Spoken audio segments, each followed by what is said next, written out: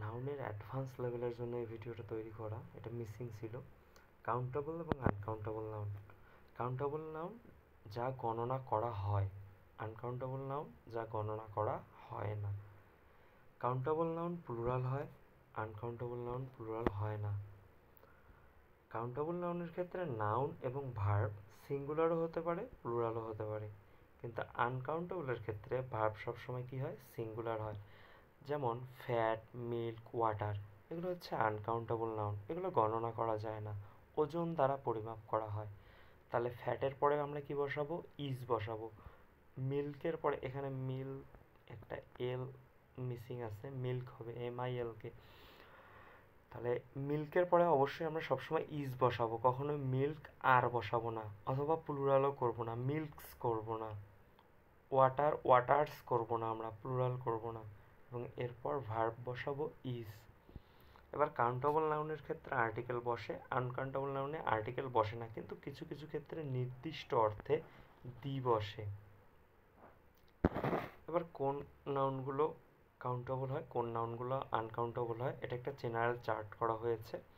General চার্টটা হচ্ছে যে proper noun, common noun, collective noun, এই যে নাউনগুলো রয়েছে, এই নাউনগুলো কাউন্টেবল হয়। অ্যাবস্ট্রাক্ট এবং ম্যাটেরিয়াল নাউন, এই নাউনগুলো আনকাউন্টেবল হয়, গণনা করা যায় না।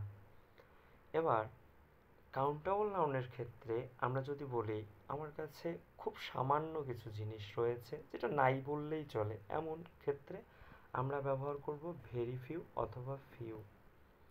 আর আনকাউন্টেবলের ক্ষেত্রে আমরা ব্যবহার করব লিটল অথবা ভেরি লিটল। যেমন টাকা এবং মানি। মানি হচ্ছে আনকাউন্টেবল নাউন, টাকা হচ্ছে কাউন্টেবল নাউন। আমি যদি বলি আই হ্যাভ ফিউ মানি হবে নাকি টাকা হবে? অবশ্যই টাকা হবে। কেন? কারণ ফিউ ব্যবহার হয়েছে। ফিউ কার ক্ষেত্রে ব্যবহার হয়? কাউন্টেবলের ক্ষেত্রে। এখানে মানি এবং টাকার মধ্যে কাউন্টেবল হচ্ছে টাকা। এরপর এ ফিউ, যদি বলি যে অল্প কিছু আছে তাহলে এ ফিউ ব্যবহার হয়। আর অল্প কিছু যদি আমরা আনকাউন্টেবলে ব্যবহার করি তাহলে এ লিটিল ব্যবহার হয়। যেমন যদি বলি গ্লাসে অল্প কিছু পানি রয়েছে, গ্লাসে অল্প কিছু পানি রয়েছে, বা এই গ্লাসে অল্প কিছু পানি রয়েছে, তাহলে this glass has a little water. কি বলবো? This glass has a little water. তাহলে এ লিটিল ব্যবহার করব আনকাউন্টেবলের ক্ষেত্রে, আর কাউন্টেবলের ক্ষেত্রে ব্যবহার করব a few. The few, the little, এটারও ব্যবহার রয়েছে, আপাতত বলতেছি না।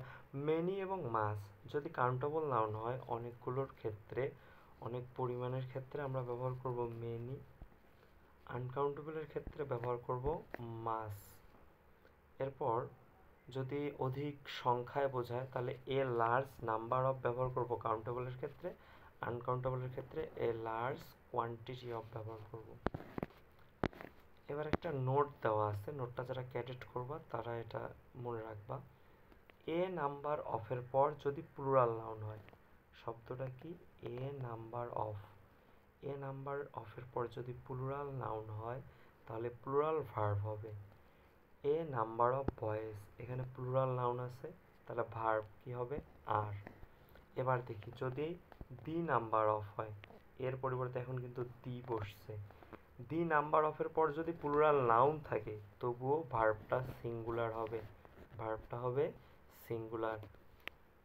এবার দেখো অনলি এর একটা ব্যবহার আছে, অনলি এর পরে সবসময় এ বসে নাউনের ক্ষেত্রে। যেমন only a few plus plural countable noun দেওয়া আছে প্লাস প্লুরাল ভার্ব হবে। এখন দেখি only a little uncountable noun হলে সিঙ্গুলার ভার্ব বসবে। তাহলে অনলির নিয়মটা কি? দুইটা নিয়ম। যদি এ ফিউ বসে তাহলে প্লুরাল কাউন্টেবল নাউনের ক্ষেত্রে প্লুরাল ভার্ব, কিন্তু এ লিটিল যদি বসে তাহলে আনকাউন্টেবল নাউনের ক্ষেত্রে বসবে এবং ভার্বটা হবে সিঙ্গুলার। দেখি only a few Nations. Nations মানে কি? জাতি বা দেশ বুঝাইছে এখানে। ইন দ্য ওয়ার্ল্ড, বিশ্বের অল্প কিছু দেশ এক্সপোর্ট ডায়মন্ডস। কি এক্সপোর্ট করে? ডায়মন্ড এক্সপোর্ট করে, মানে রপ্তানি করে। তাহলে এখানে দেখতে পাচ্ছি আমরা যে এ ফিউ ব্যবহার হলো কার ক্ষেত্রে?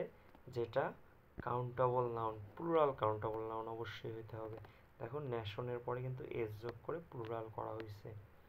আচ্ছা, এবার দেখি we will need only a little. A little কার ক্ষেত্রে ব্যবহার হবে? আনকাউন্টেবলের ক্ষেত্রে। এখানে ফুড হচ্ছে আনকাউন্টেবল। ফর দ্য পিকনিক, পিকনিকের জন্য আমাদের অল্প কিছু খাবারের প্রয়োজন। ধন্যবাদ।